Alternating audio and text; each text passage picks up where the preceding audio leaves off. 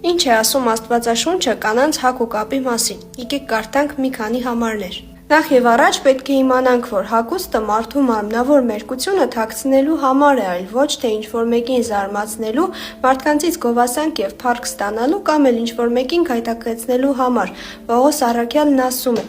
Նույնպես եւ կանայք իրենց թող զարդարեն խոնարհության զարդերով, ամոթխածությամբ եւ պարկեշտությամբ, զարդարվեն ոչ թե մարգարիտներով, ընտելուզված ոսկե հյուսքերով կամ էլ պշնազարդ զգեստներով, այլ բարի գործերով, ինչպես վայել է այն կանանց, որոնք հանձն են առել աստվածապաշտությունը։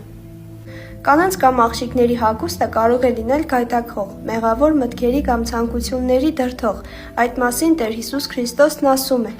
Անկարելի է, որ գայթակղություն չգա, բայց վայ նրան, ում ձեռքով կգա։ Նրա համար ավելի լավ կլիներ, եթե իր պարանոցից երկնաքար կախվեր եւ ծովը գցվեր, քան թե այս փոքրիկներից մեկին գայթակղեցներ։ Զգույշ եղեք ձեր անձերի համար։